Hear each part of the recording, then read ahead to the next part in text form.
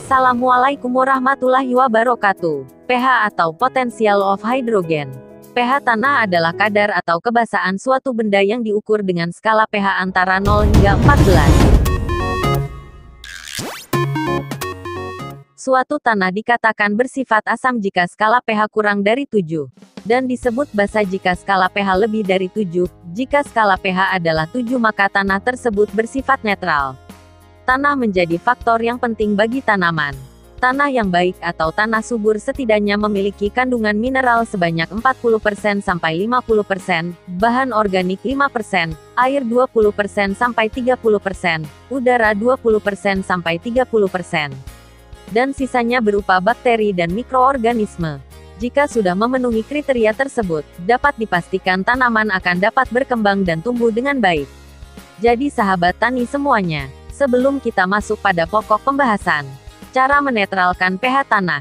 Sebelumnya saya ucapkan terima kasih telah mengikuti channel Prof. Udaroni dengan menekan tombol like, subscribe, dan notifikasi, agar bisa mendapatkan kembali informasi-informasi yang terbaru di bidang pertanian.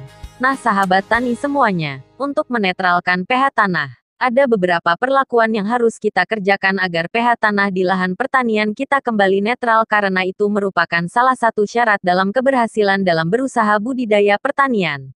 1. Menetralkan tanah asam. pH tanah asam dapat dinaikkan dengan menambahkan bahan yang memiliki sifat basa. Salah satunya dengan menambahkan bubuk kapur.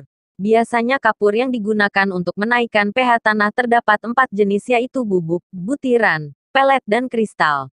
Setiap jenis kapur memiliki fungsi yang berbeda-beda, seperti kapur berbentuk kristal sangat cepat menaikkan pH tanah akan tetapi hanya bisa digunakan pada tanah dengan tingkat keasaman tinggi. Sedangkan kapur dengan bentuk butiran dan pelet mudah untuk diaplikasikan namun tidak cukup efektif untuk menaikkan pH tanah. Menggunakan serbuk kayu. Kandungan potasium yang terdapat di dalam serbuk kayu sangat bermanfaat bagi tanaman untuk menghasilkan buah. Perlu diingat pengaplikasian serbuk kayu tidak bisa bersamaan dengan urea, sebab percampuran kedua bahan tersebut bisa menghasilkan gas amonia. Menggunakan abu kayu yang berasal dari pembakaran kayu dapat meningkatkan pH tanah secara drastis meskipun membutuhkan waktu lama. Abu kayu memang tidak seefektif kapur akan tetapi abu kayu dapat menambahkan mikronutrien seperti potasium, fosfat, kalsium serta boron pada tanah. Dalam pengaplikasiannya sebaiknya tidak mengenai akar tanaman ataupun bibit tanaman agar tidak merusaknya. Abu kayu sangat sesuai dan efektif di lahan berpasir. 2. Menetralkan tanah basah. Memberikan bubuk belerang atau sulfur terbukti dapat menurunkan tingkat keasaman tanah. Akan tetapi ada beberapa faktor yang mempengaruhi keefektifan belerang yaitu suhu, bakteri pengurai, kelembapan dan lain sebagainya. Sehingga pemberian sulfur pada tanah basah membutuhkan waktu yang cukup lama sampai tanah menjadi netral. Memberikan ampas teh ataupun kopi. Ampas dari kedua bahan tersebut dapat menurunkan pH tanah meskipun tidak secara signifikan, sehingga perlu dilakukan secara teratur agar mendapatkan hasil yang maksimal.